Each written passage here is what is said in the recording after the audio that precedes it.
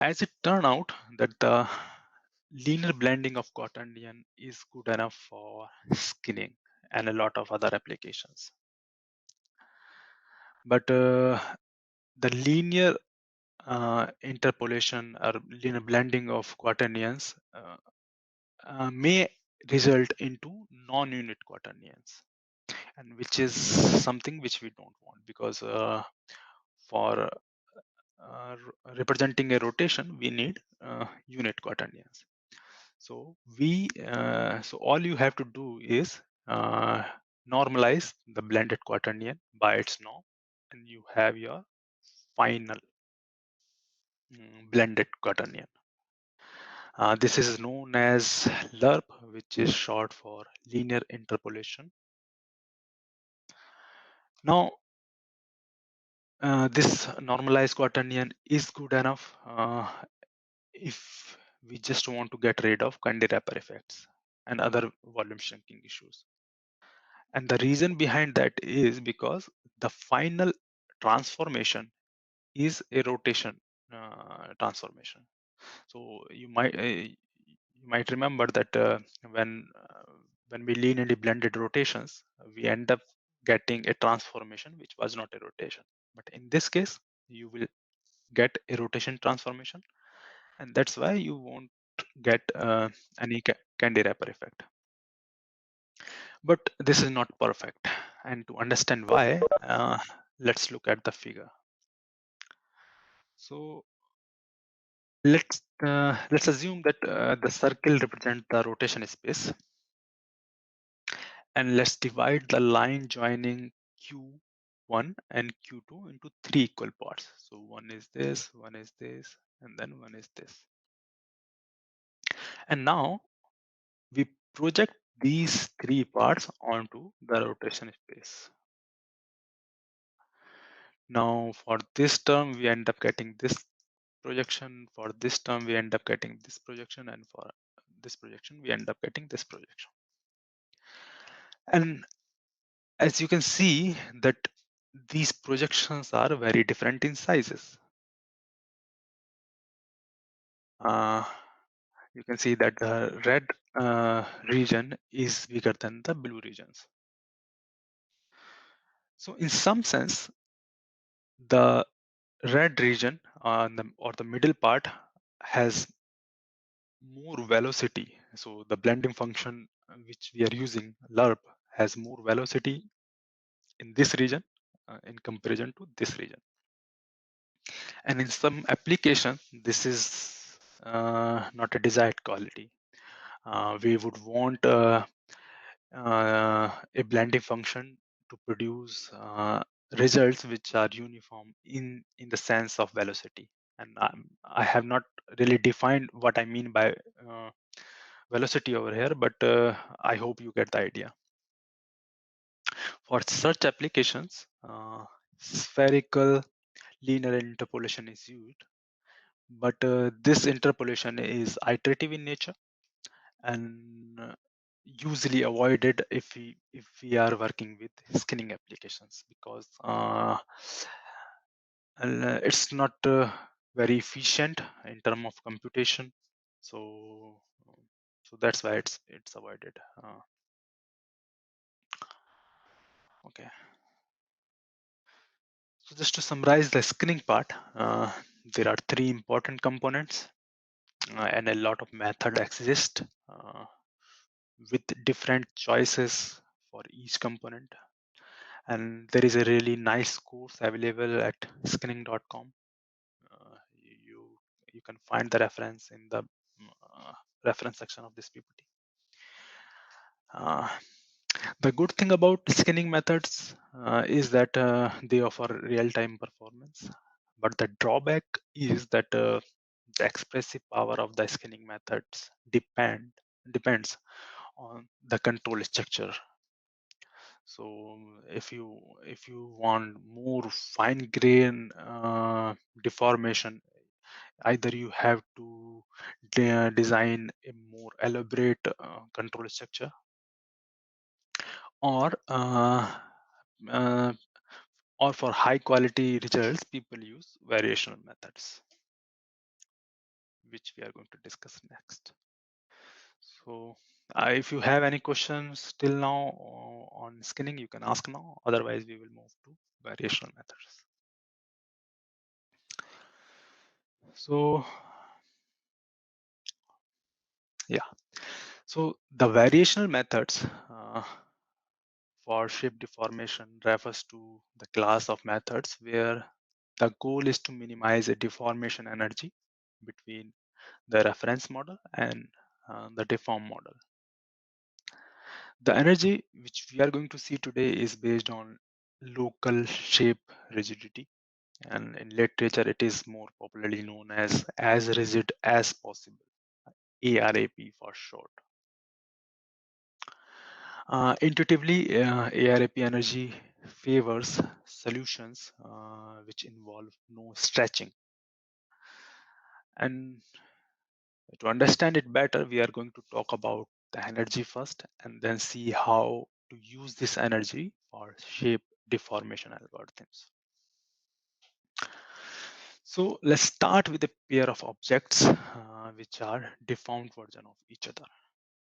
So let's assume that the pair of objects are represented by 3D meshes, M1 and M dash. And these meshes have equal number of vertices and same connectivity. So the vertices on mesh M are represented by Vi, and the vertices on mesh M dash are represented by Vi dash. Phase connectivity is assumed to be same for both the meshes. Also, let's represent the one neighborhood of a vertex in mesh by a function n. So n over here represent the one ring neighborhood function for mesh M and n dash for M dash. Now let's take a vertex on mesh M and a corresponding vertex on mesh M dash. For vertex, so let's say that Vi is the vertex on M and Vi dash is the vertex on M dash. For Vi, let's say that this is the one ring neighborhood of vertex Vi. And for V dash, this is the one ring neighborhood of vertex Vi dash. So as the connectivity of the mesh is assumed to be same, there is a correspondence between one ring neighbors of vertex Vi and Vi dash. So there are equal number of neighbors in both the cases. So now during the deformation process, we would not want the reference object M1 to undergo drastic changes, and because that will destroy the geometry of the object. So in some sense, ideally we would want each vertex neighborhood to undergo only a rotation transformation. Now, if that is the case, then we should be able to explain this relationship between any vertex Vj and Vi with the corresponding vertices on deformed mesh using a rotation transformation. And let's represent this rotation by Ri. So in some sense, you take any vertex, any vertex in the one neighborhood of vertex Vi, and if there is no drastic change, what we want is to apply one rotation on this edge and get the corresponding edge on the one ring neighborhood of vertex Vi dash. Now, if this is not the case, we can define an energy that can measure the deviation from such a case, which is our ARAP energy. So this is the energy, and if there exists a rotation that can explain the deformation of one neighborhood using a rotation only, this energy will be zero. Otherwise, this will have some value for this energy. Wij over here represents the weights corresponding to each edge, and these weights are important to handle non-uniformity in the mesh discretization process. If you have seen Cotan weights, you have already seen one type of weights. If you haven't seen them, don't worry, you will see them in coming sessions, hopefully. Now, if there is no rotation for which this ARAP energy is zero, we would still want to find a rotation that will minimize this energy. So let's just see how we can minimize this energy. So let's write Vi minus Vj by edge representation Eij, and similarly Vi dash minus Vj dash by Eij dash. Now, if you substitute these notations in the energy, we get up with this energy. Now,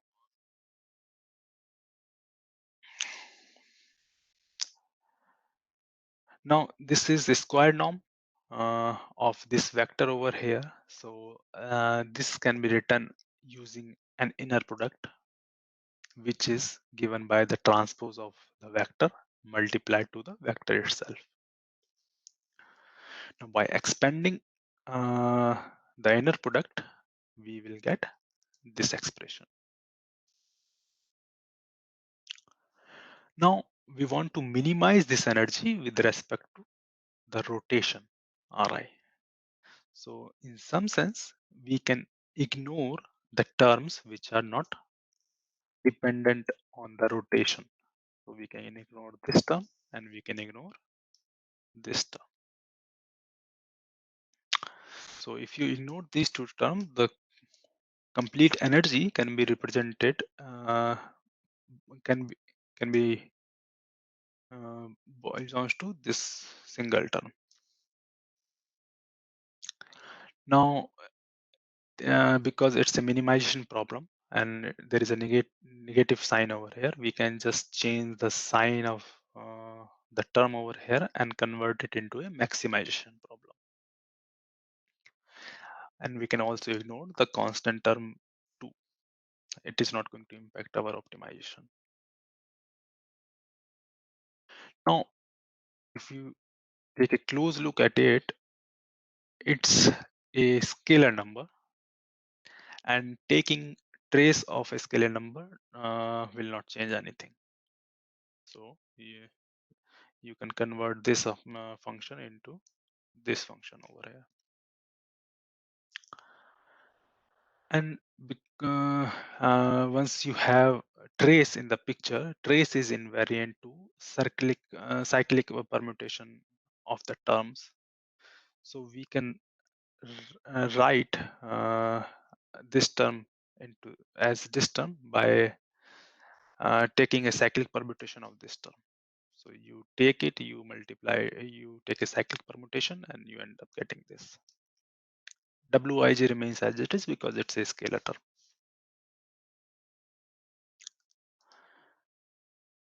Now,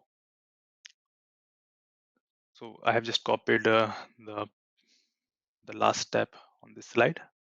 Now, in this term, Ri remains constant for all the neighborhood of the ith vertex. So you can take Ri common in the summation part. And now you have Ri multiplied to this expression over here. Now the term except Ri can be represented as a covariance matrix Si,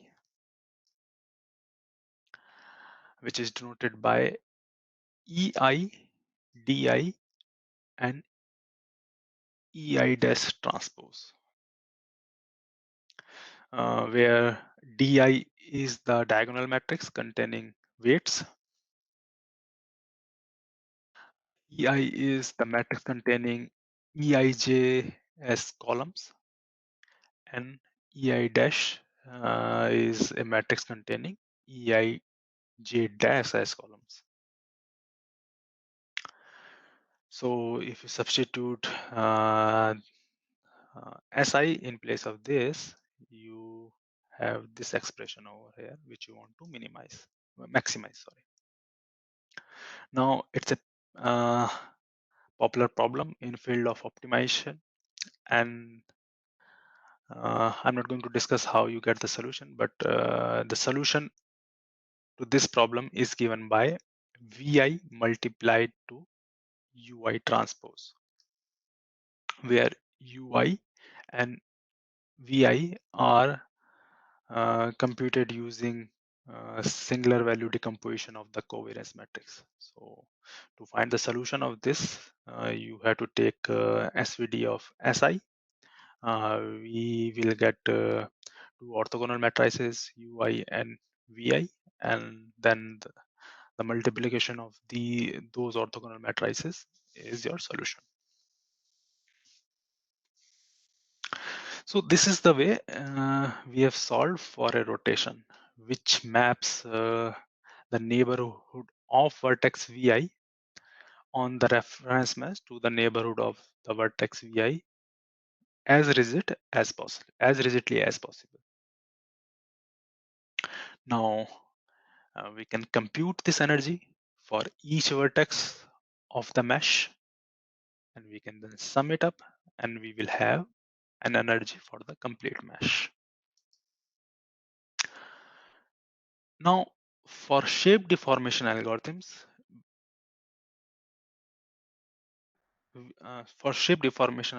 we need to compute m dash from m1 and some handle constraints. So in the expression over here, we only know Vi and Wij's, which are the coordinates of the reference mesh, coordinates of the vertices of the reference mesh, and Wij is the weights, which remains constant for a given mesh. But Vi dash and Ri's are unknown to us, and we have to solve for both of them. Now, the earlier solution was when we knew the deformed vertices, but in this case, because we don't know those vertices, it's a complex problem, and we cannot solve for both the variables at the same time. So the proposed solution is that we solve this iteratively, and by iteratively I mean we fix the deformed vertices and then solve for Ri's, then we fix for Ri's, and then solve for deformed vertices. So in some sense, we initialize the deformed vertices using some initial estimation, some sort of algorithm, and then we compute the optimal rotations based on those those, those initialized deformed coordinates. Then once you have those optimal rotations, we apply those optimal rotations on the reference mesh, and you end up getting new deformed vertex coordinates.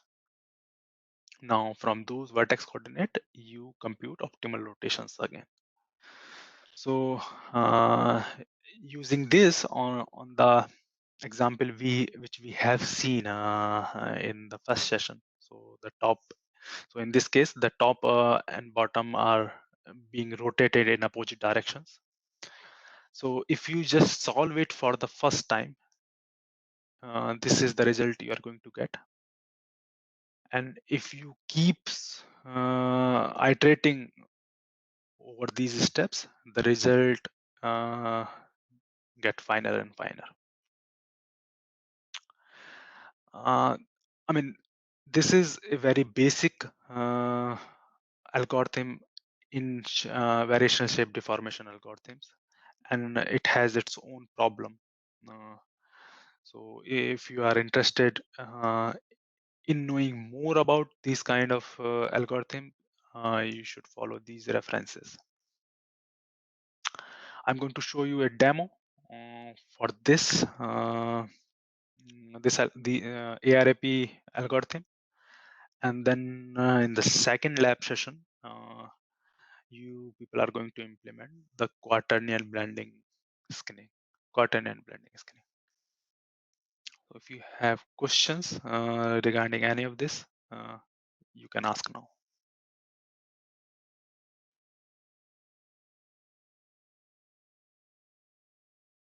So what I'm doing at the moment is that the vertices in the blue, as you can see, are the handles at the moment, and this is what you are going to use to specify the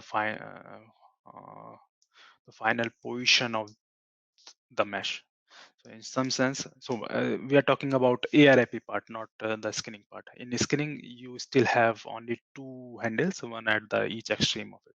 But in ARAP energy, you need more vertices so that you get a grip of the energy.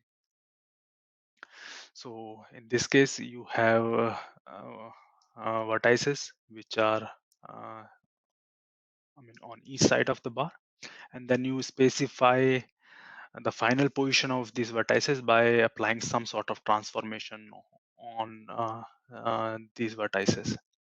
So at the moment, what we are doing is we are applying a rotation transformation on each set of vertices in opposite directions. It's very similar to what we have been applying in the candy wrapper case. So, to show you the results, I'm using a function from libigl, which is available to you as well. You just have to use this function over here, which is ARAP, and you provide the set of vertex, set of faces. Then there are certain type of energy which you want to minimize, and three is for the spook energy, and you might read about it. What does it mean? So it's basically what kind of neighborhood you want to take into account based on that, and then these are the mm, vertices where you are going to apply some constraint. So in some sense, the handle points.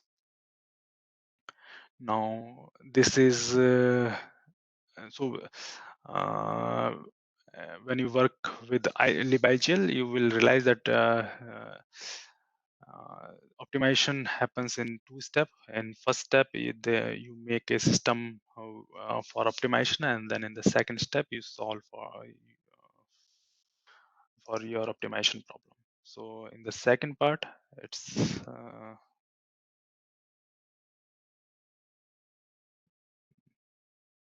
one second. Yeah. So second part is the solution part, and first part is the defining part.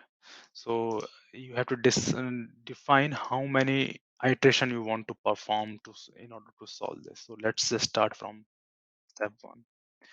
If you take this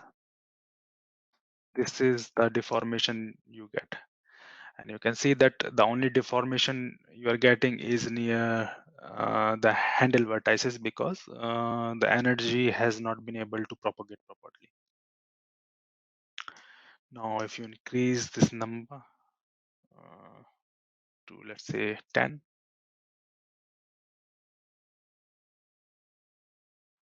you can see that things are getting smoother, but this is still not the best thing you have seen till now.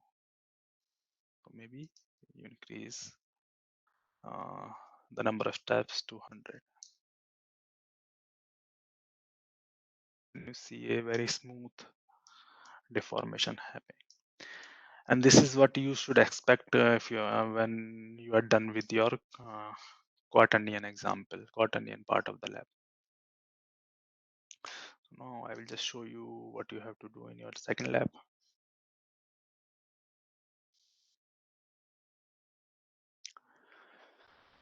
So this part was the first task. This is the second task. You have to define, you have to code how to define a quaternion from axis angle representation. Then you have to implement quaternion multiplication and conjugation operation, and then you have to implement quaternion blending, and then you have to analyze the results with different parameters. So let me just show you. I mean, the results for the first session I have already shown you, so there is nothing to show now. So yeah, you can go ahead and let me know if you have any doubts.